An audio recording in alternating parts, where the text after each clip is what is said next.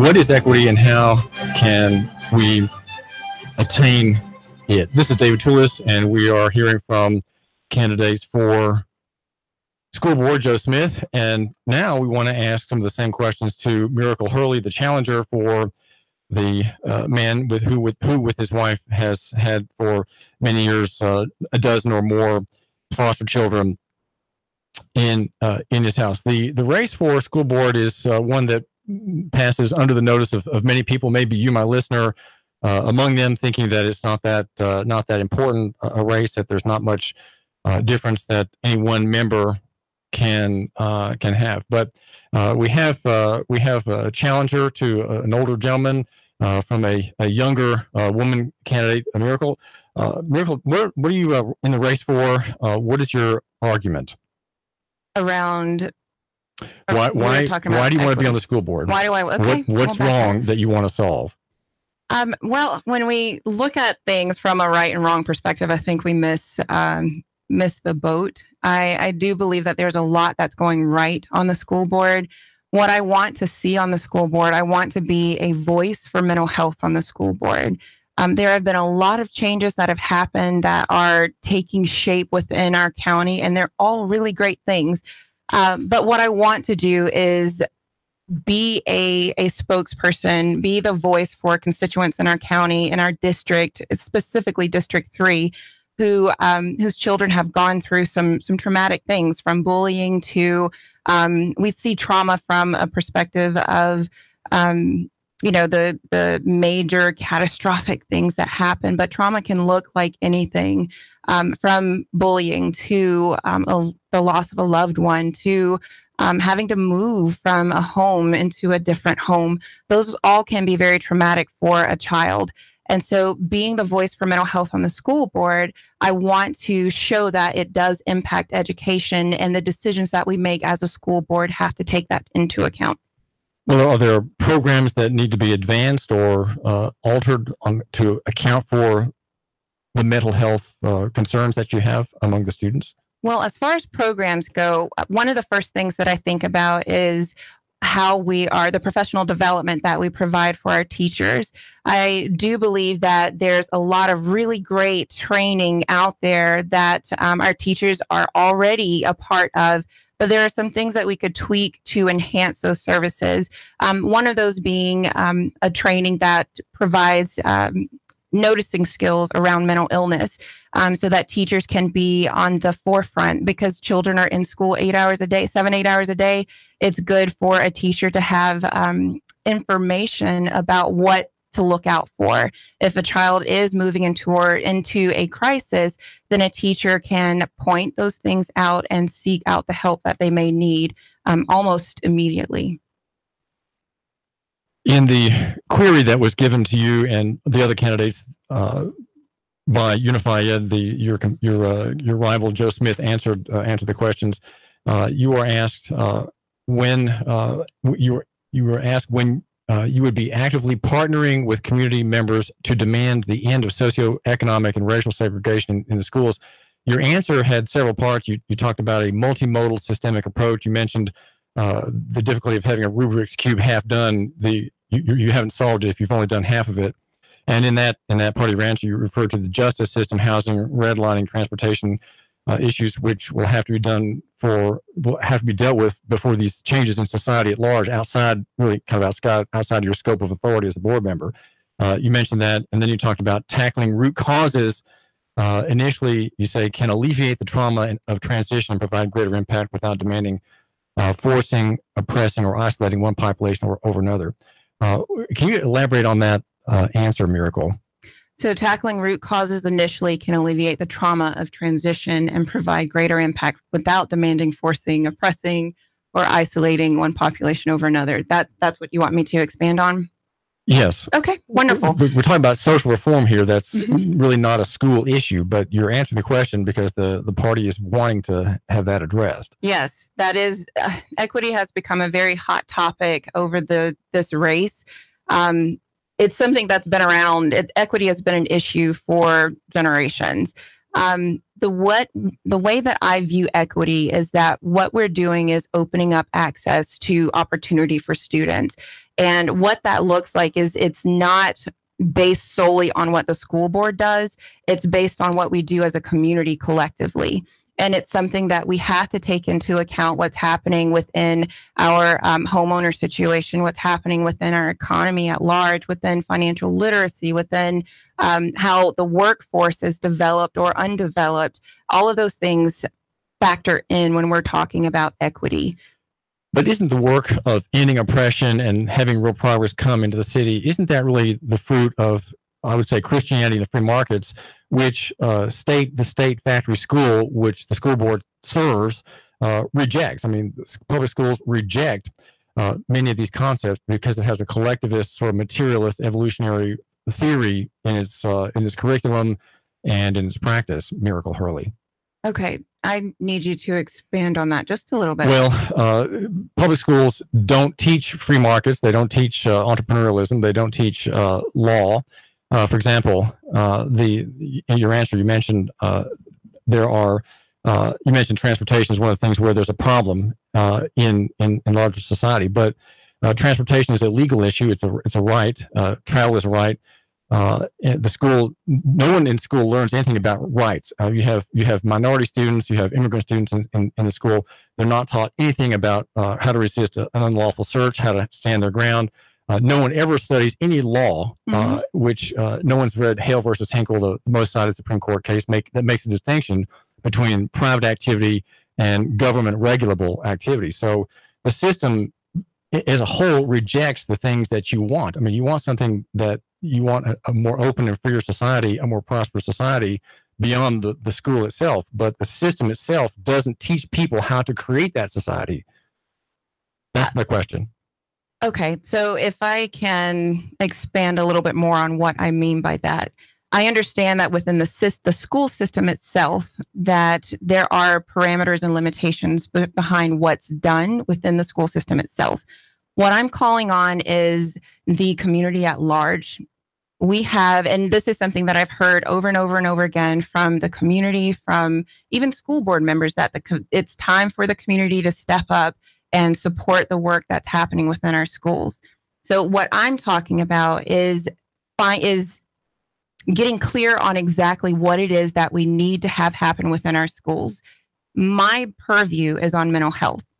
What I know to be true is that there are a lot of students out there who don't have a strong support system. There are a lot of students out there who have had other issues, from housing issues to things happen within their family, where it could be a death of the family or what have you. Abandonment. It could be anything. So when we talk about trauma, which is my expertise, when we talk about trauma, when we talk about how do we alleviate a lot of these concerns, I'm talking about what the community can do to help support the work of the teachers in our classrooms so that our children can be prepared for their future. This is David Toulis. Thanks for joining us here at 92.7 FM Nougat Radio. We're talking with Miracle Hurley, running for the school board.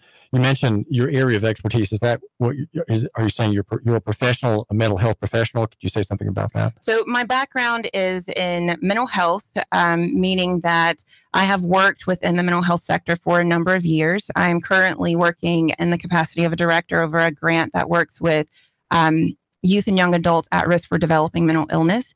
Prior to that, I launched a program called Safe Families for Children here, and we worked with families who were in crisis. I helped in recruiting volunteer families so that they could find support. They could take in children who needed that level of support so the families in crisis could get on their feet. What we do in doing that, you see that actively portrayed when a family or a community member steps up to say, I am here for this child, to support this child, to give a stable environment for this child until this family gets on their feet. I am here to mentor this child so that they have stability on some level in their life until they have what they need to thrive. It can look like, when you talk about trauma, it's going to look different for every single child because every single child is different. But it is a collective understanding of our children need more than what we've been giving them. This is David Toulis. We thank you for joining us. Now, Unify Ed has put forth this concept of equity, and I've suggested, Miracle, that equity really is bound up in the Ten Commandments, and there you have the idea that there's stripe for stripe, wound for wound, tooth for tooth, injury for injury. In other words, when the state or the government acts to protect the innocent in society, it has to do so not more than or less than. So we hear right complaints about prison systems being unjust because they are disproportionate to offenses. There's no restitution. So equity is a concept that comes from the scriptures, and it's an ancient defense, starting with the children of Israel on up today in Christianity. So I want to ask about this Unify Ed argument, because it seems to have dominated the coverage of this campaign, and many conservatives, many Christian people are concerned about it and angry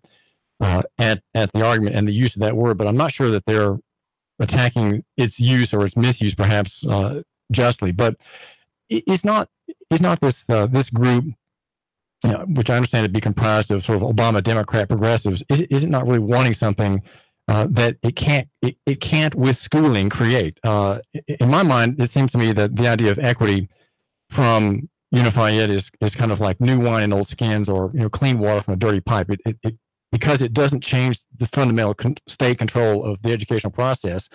It can't create the things that you say you want to have in society, and you would like the school to somehow help that, and people in society to come and help the school bring about improved lives, improved mental health among students. So is the campaign rhetoric too idealistic in your race? Is there too much high idealistic talk that simply is unreachable because there's a maintaining of the state control of education?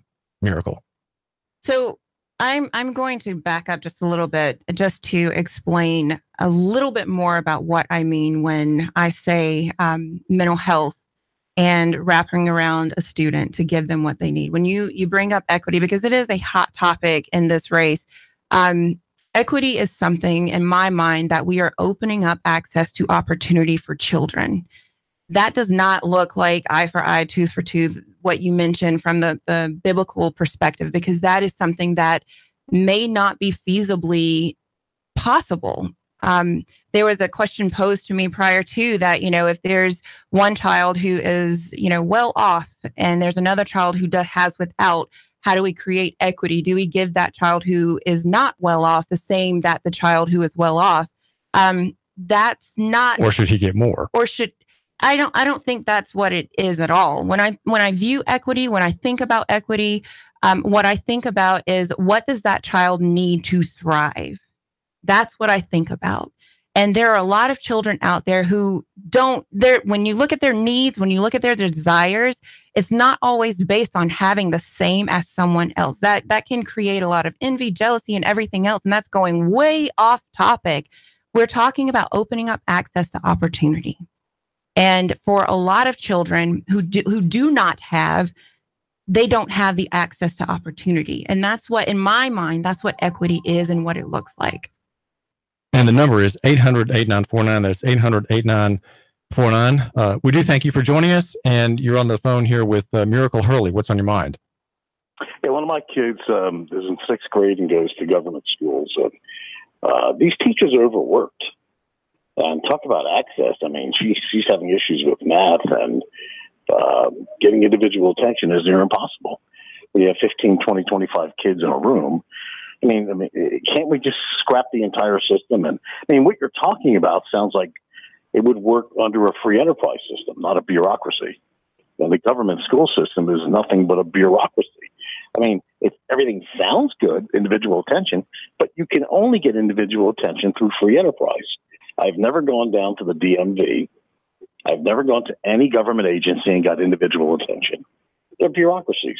But don't hang up, because I really would like to hear your answer on this, because I do believe it's an issue that has to be settled in the fact that because of no want or desire of you being the child, you were born in a very poor area. You have to deal with the so-called education that is atrocious.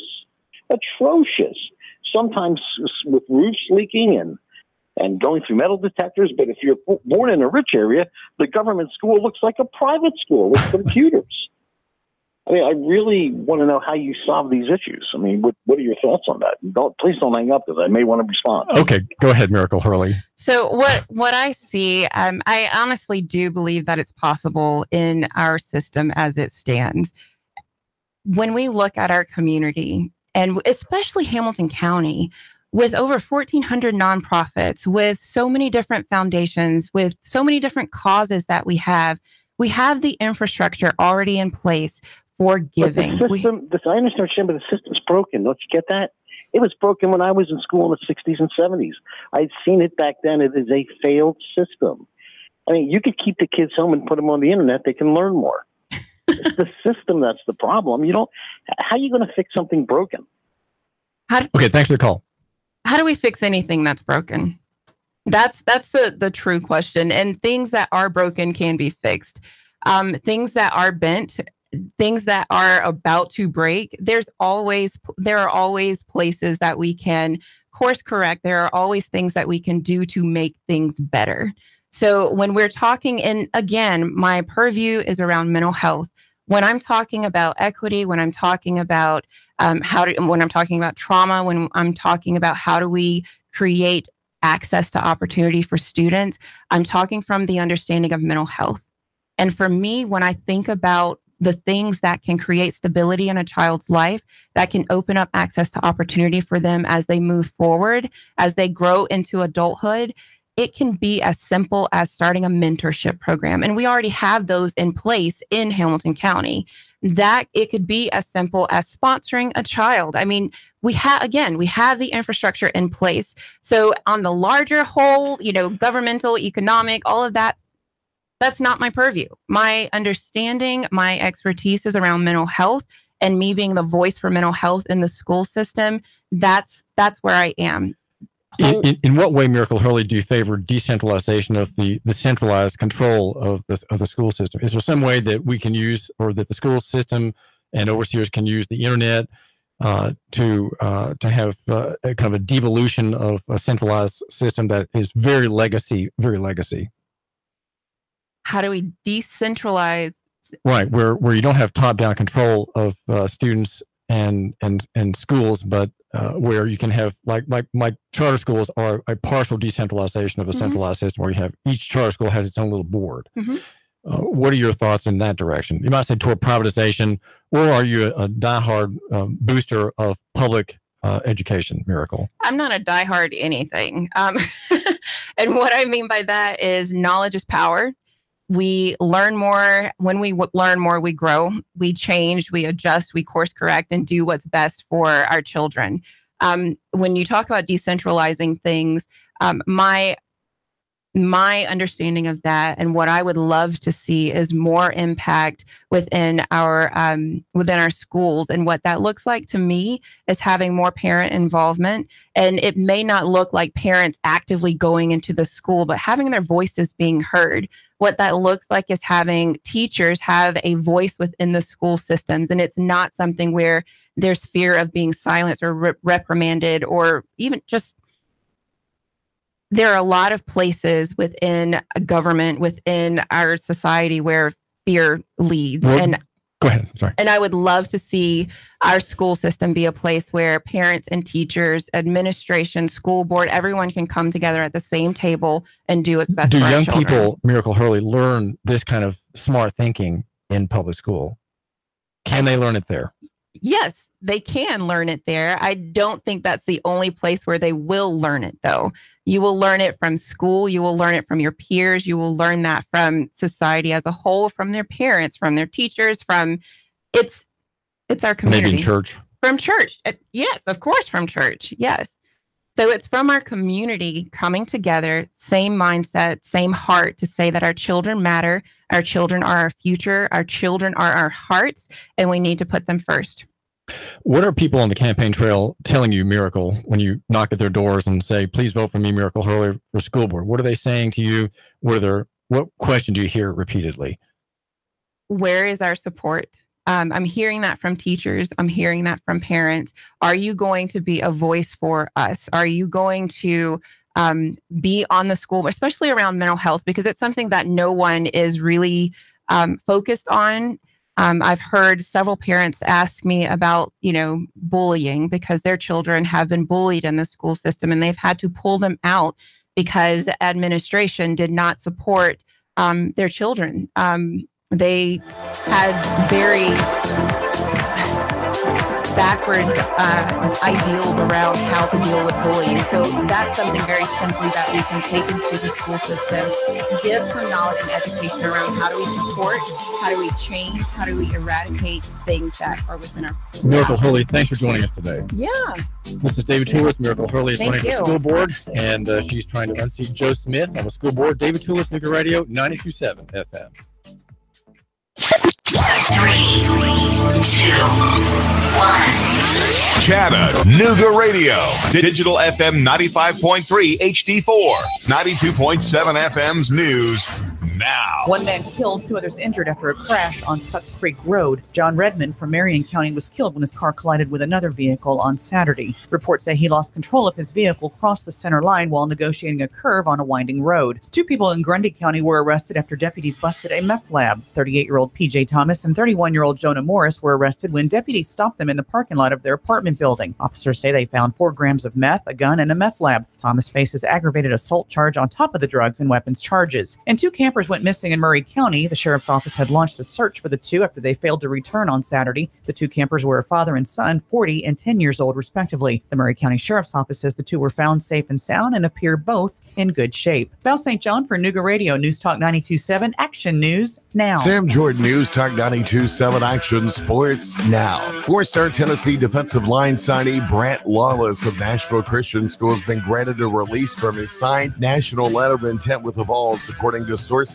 with Go Vols 24/7 on Sunday night. He was one of 2 Tennessee signees who had yet to arrive in Knoxville, now is expected to explore other options for his football future, according to sources. A 6'3", 285-pound Lawless signed with the Vols in December after being committed to them for more than 7 months, sticking with Tennessee through the transition from former coach Butch Jones to first-year head coach Jeremy Pruitt. Lawless was one of 6 defensive linemen in the 2018 class who signed with the Vols, but wasn't able to enroll at Tennessee this summer while finishing some academic requirements. Kevin Harvick won the NASCAR New Hampshire 301 on Sunday afternoon, edging out Kyle Busch and Eric Almirola. Sam Jordan, News Talk 92.7, Action Sports Now.